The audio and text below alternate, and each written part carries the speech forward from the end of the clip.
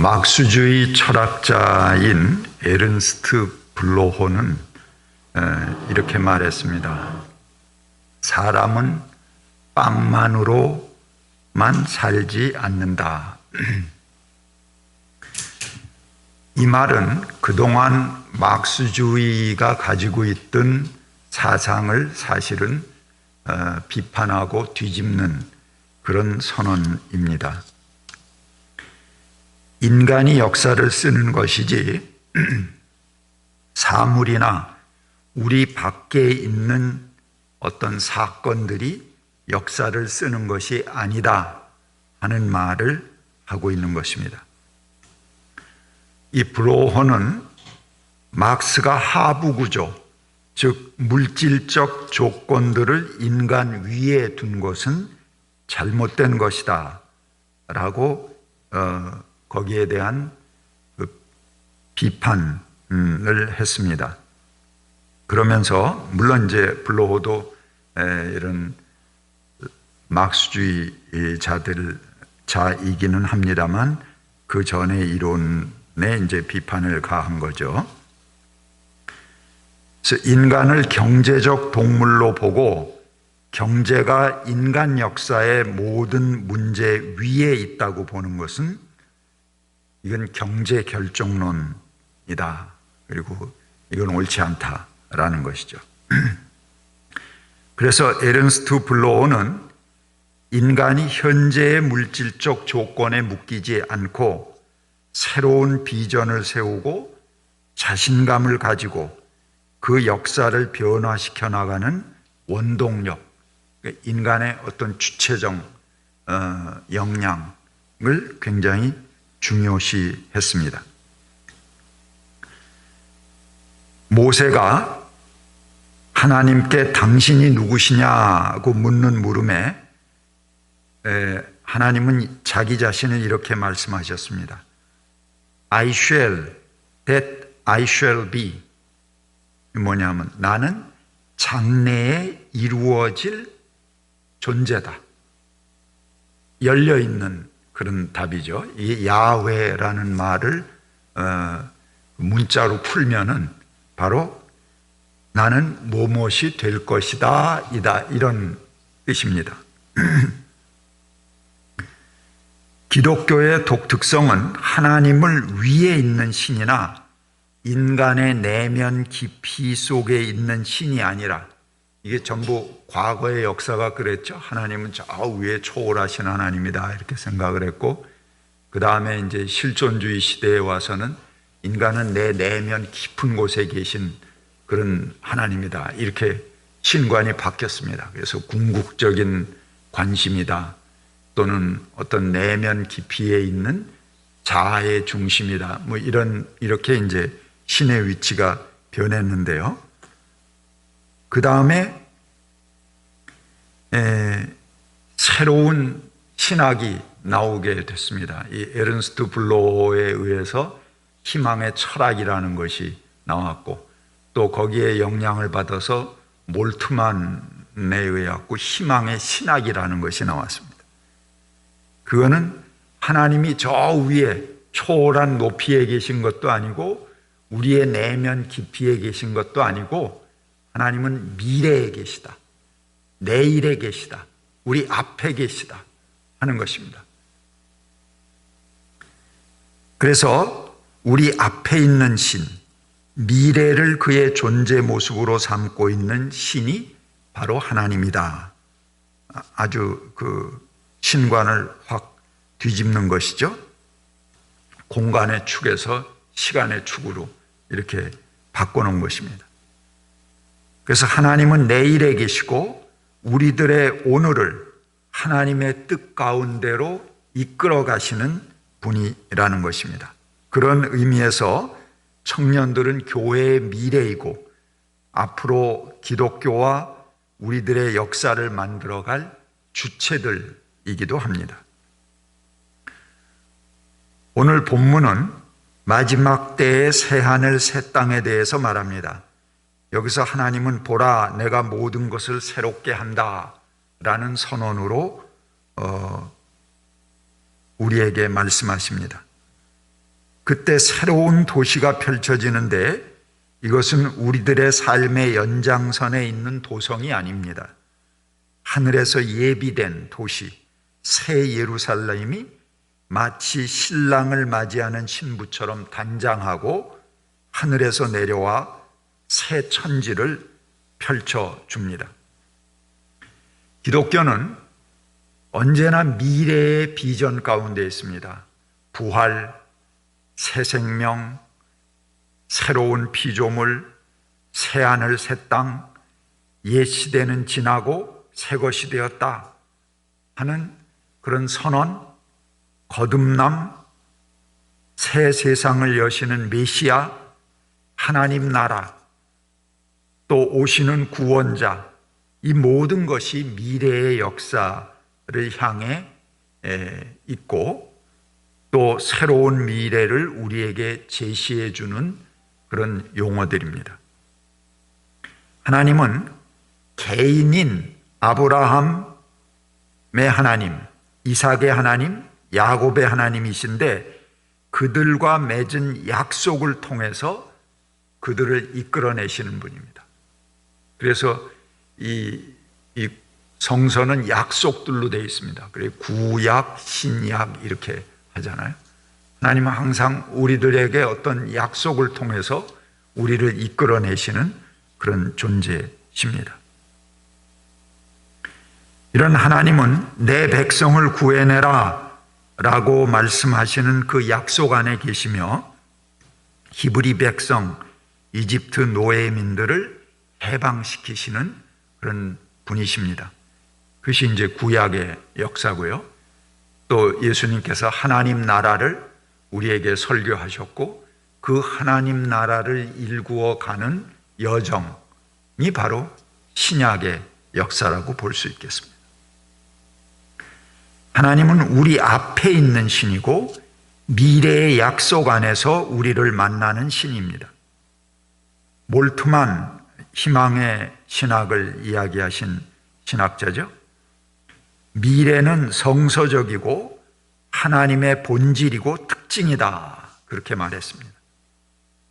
우리는 하나님을 약속에서, 미래에서, 희망에서 만납니다. 이런 점에서 기독교는 전 세계에 유례가 없는 유일한 미래지향적인 종교입니다. 이것이 에른스트 블로어의 희망의 철학의 내용이기도 합니다. 몰트만의 희망의 신학이기도 한 것이죠. 그래서 몰트만은 인간들 위에 군림하는 권위적이고 초월적인 하나님을 배격하고 우리들 앞에 계신 하나님, God ahead of us, 우리들 앞에 계시단 말이죠. God before us, 우리들 앞에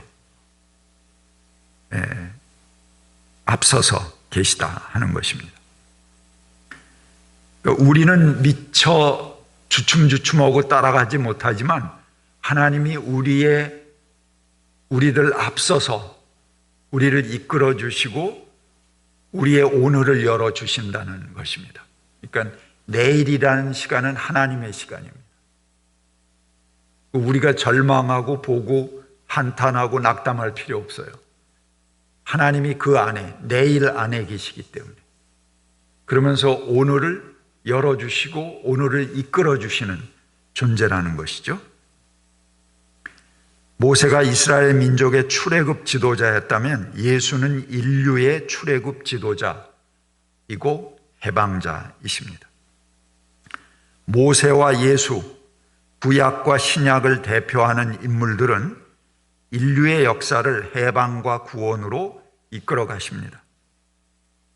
희망의 프로세스를 보면 처음에 신앙, 믿음이 있습니다.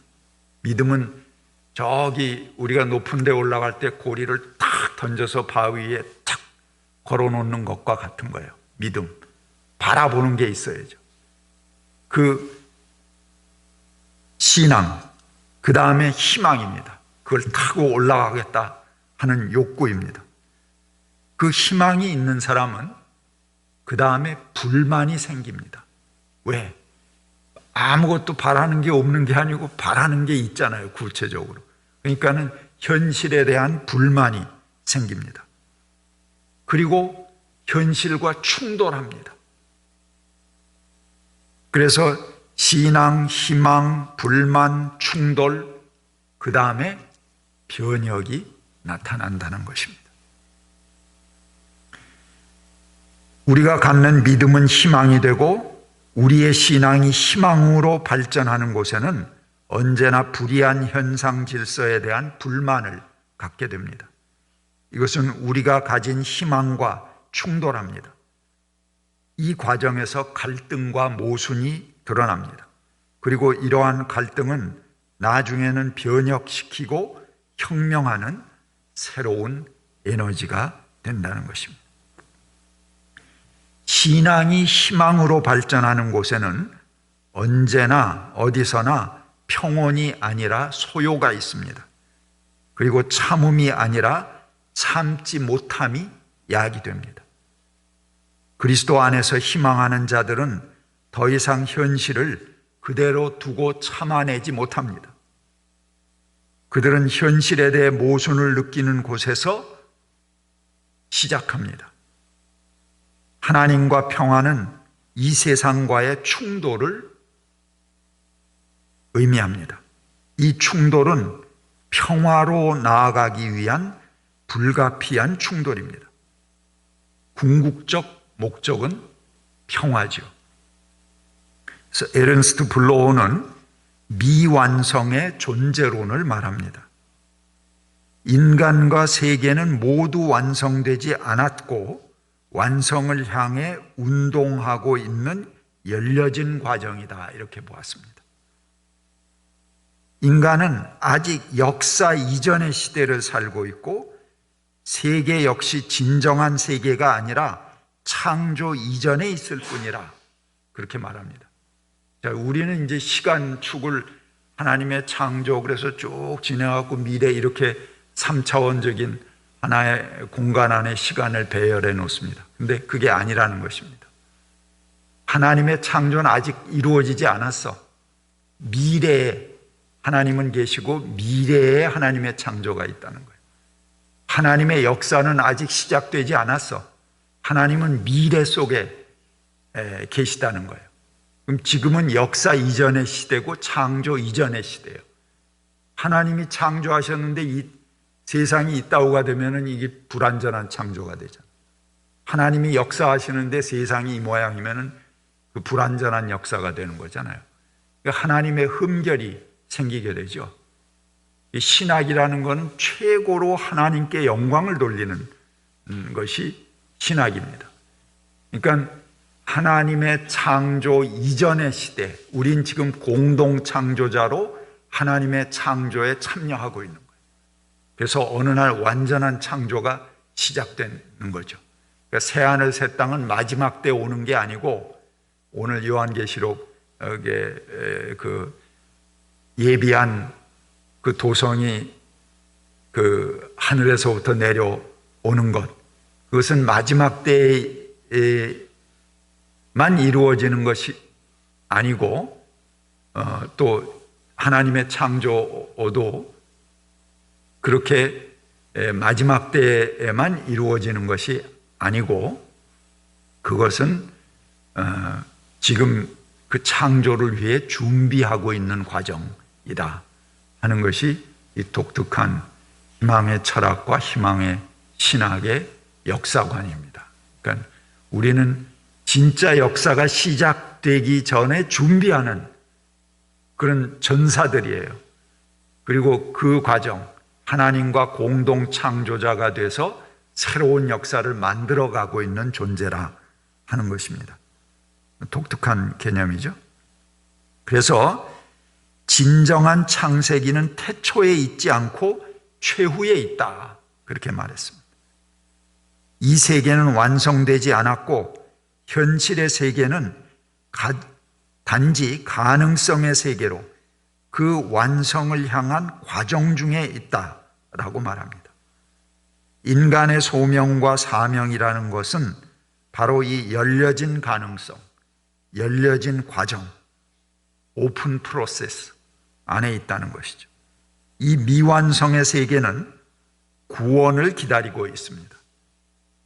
우리들은 바로 이 세계를 완성하고 구원해야 할 짐과 고뇌를 함께 져가야 되는 것이죠. 몰트만 역시 우리는 이 미완성의 세계 안에 안주할 수 없고 불의한 세계와 타협할 수 없다, 그렇게 말했습니다. 약속된 미래의 지휘봉이 미완성 상태인 현재의 옆구리를 사정없이 찌른다. 예. 그래서 희망의 철학은 희망의 신학으로 넘어갑니다. 하나님의 백성은 과거의 것을 고수하는 것이 아니라 미래를 열어 제치는 것입니다. 즉 미래에 되어야 할 어떤 것을 실현하는 사람들, 그것이 우리 크리스찬들이고 우리 크리스찬들이 미래에 살 사람들입니다. 더더욱 청년들은 말할 것도 없죠. 바로 이 미래를 담보로 살아가는 사람들이 청년입니다. 미래에 되어야 할 어떤 것을 실현하는 주체들이 바로 크리스찬이고 우리 청년들이다 하는 것입니다. 저마다 가지고 있는 꿈이 있을 것입니다. 그 꿈이 없는 사람은 그야말로 맥 빠진 사람, 얼 빠진 사람처럼 됩니다. 그런데 우리는 우리의 꿈에 거룩한 옷을 입혀야 합니다. 개인의 꿈은 단지 개개인이 가진 욕구의 표현일지 모릅니다. 그러나 우리는 우리의 꿈을 잘 점검해 보고 이 꿈이 하나님의 미래를 실현하는 꿈인가 재점검하며 기도해 보아야 합니다. 단지 내 개인의 욕망을 이루는 꿈이라면 그는 하나님의 창조에 참여하는 꿈이 아닙니다. 하나님의 역사에 참여하는 꿈이 안 되는 거죠. 그래서 우리는 내가 가진 욕망에 거룩한 옷을 입혀야 된다. 거룩한 옷이라는 것은 바로 하나님 나라에 함께 내 꿈이 동참하고 있는가를 점검해 보아야 합니다. 그래서 그 꿈을 통해서 진정 모든 것을 새롭게 하라는 내적인 음성을 듣게 된다면 그 꿈은 반드시 이루어질 것입니다. 왜? 내 꿈이 아니고 이것이 거룩한 옷을 입었다는 것을 확인하는 순간 이건 하나님의 꿈이 되는 거예요. 하나님의 역사가 되는 거죠. 하나님이 이루시겠지. 내 의지가 이루는 게 아니에요. 하나님께서 바로 내일, 미래에 오늘 나를 끄집어 당기면서 그 꿈을 이루기 위해서 이끌어 가신다는 것입니다. 기독교는 심지어는 죽임을 당하는 십자가에서도 꿈을 갖습니다. 가장 위대한 희망을 봅니다. 십자가가 십자가로만 끝난다면 그것은 패배요, 절망입니다. 그러나 십자가가 새로운 희망과 관련되어 있을 때 그것은 새로운 희망입니다. 십자가는 우리 옛사람의 죽음이요 새로운 부활을 의미합니다. 십자가는 새하늘 새 땅에 참여하는 개벽이기에 의미가 있습니다.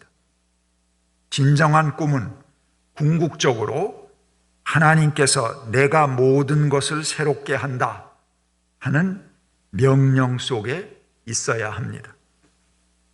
신앙은 꿈이고 희망입니다. 모든 면에서 하나님을 향한 희망을 찾아내는 것입니다.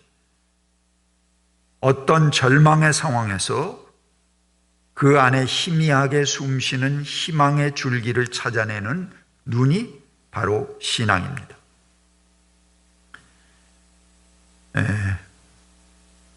내일 모레죠? 17일 날 미 국무부의 안토니 블링컨 장관과 로이드 오스틴 국방장관, 국무장관과 국방장관, 아주 중요한 두 인물이 일본을 거쳐서 우리 한국을 방한합니다. 이들은 방한 기간에 제5차 한미 외교 국방장관 회의를 개최할 예정입니다. 2+2 장관 회의를 개최하죠. 근데 이들이 방한하는 이유는 우리 한국에서 천여 개의 단체들이 반대를 했지만 무릅쓰고 강행한 한미연합 군사훈련 지금 진행 중이죠.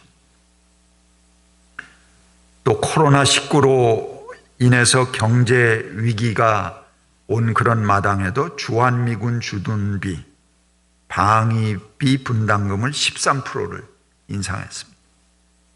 성주 사드도 모자라서 미사일 방어 체계를 추가 배치하겠다. 한국 혹은 상의도 없이 미국에서 그렇게 발표를 저희들이 했어요. 며칠 전에.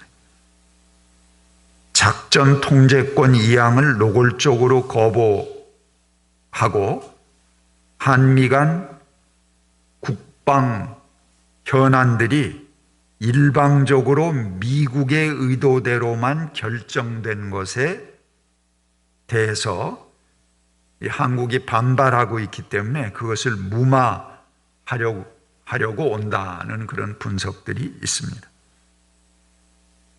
하지만 이들의 한국 방문에는 더 큰 그림이 있습니다. 그것은 미국의 대중국 포위 전략에 한국군을 천병으로 삼겠다는 예산이 깔려 있습니다. 제가 한 달 전에 바로 그 미국의 그런 전략에 대해서 타당하지 않다 하는 설교를 드린 적이 있습니다. 미국이 한국을 인도 태평양 전략의 린치핀이라는 것은 이 바퀴가 이렇게 이탈하지 않도록 탁 받는 중심의 그 핀을 연결 고리를 이야기합니다. 아주 중요한 핵심이다, 이제 그런 얘기죠. 그래서 인도 태평양 전략의 린치핀이다. 이렇게 이제 좋은 말로 한국을 부추기면서 끌어당기려고 합니다. 여기서 미국의 코너스톤이라는 것은 주춧돌이라는 말입니다. 일본은 코너스톤, 주춧돌이고 한국은 린치핀이다. 이제 이렇게 표현했죠. 미국의 인도 태평양 전략을 위해 결정한 쿼드의 주력군, 지난번에 제가 미국, 호주, 일본, 인도 이렇게 네 나라가 이 쿼드를 이루고 있다, 그렇게 말씀드렸습니다. 근데 이 쿼드의 주력군은 어디냐 하면 주일미군입니다. 그리고 일본의 자위대입니다. 그러니까 한국을 이 쿼드 속으로 집어넣는다 하는 것은 한국군이 주일미군 휘하에 들어간다는 것을 말합니다. 동시에 일본 자위대와 군사동맹을 체결하는 것을 의미합니다. 이번에 합의된 주한미군 방위비 분담금이 134억 원인데요. 이것이 주일미군의, 이거 우리 이 비행기가 아니에요. 주일미군의 F-35 전투기와 탐색 구조 헬기, 이런 장비들을 정비하고 수리하는 비용으로 지출되는 그런 조치가 취해질지도 모른다는 것입니다. 그러니까 우리 방위비 분담금으로 일본의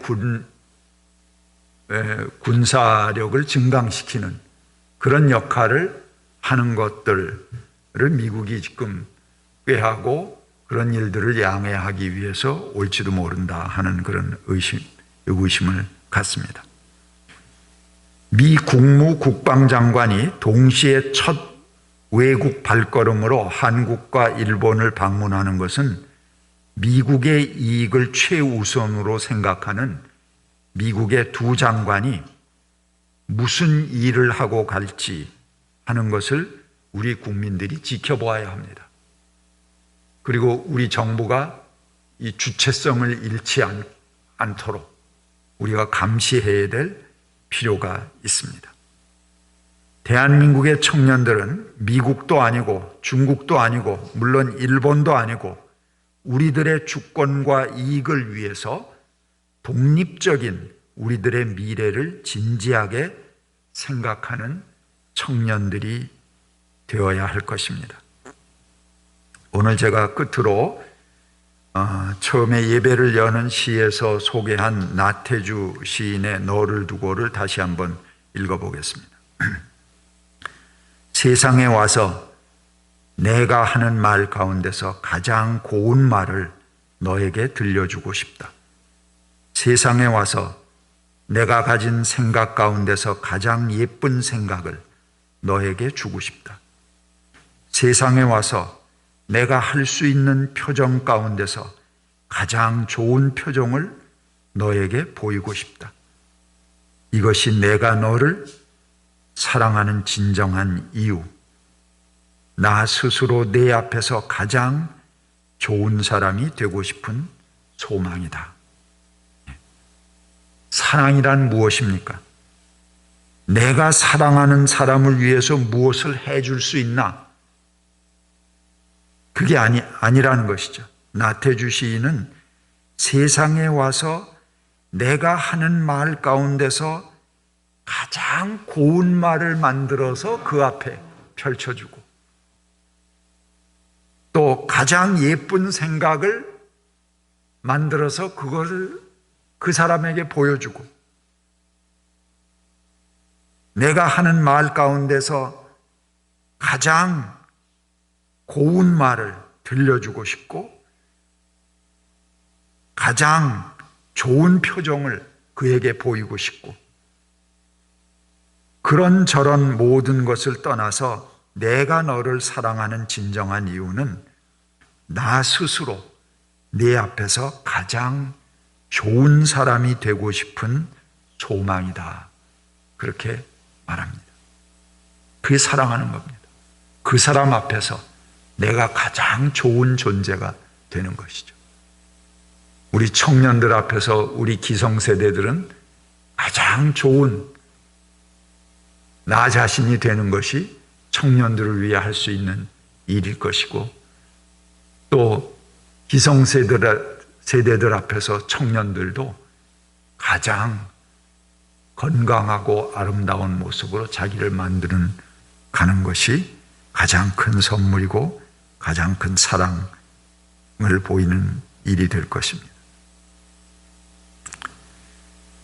청년들에게 무엇을 하라는 것보다 스스로 가장 아름답고 성숙한 청년이 되도록 노력하는 것, 그것이 가장 하나님을 사랑하는 청년이 되는 길입니다.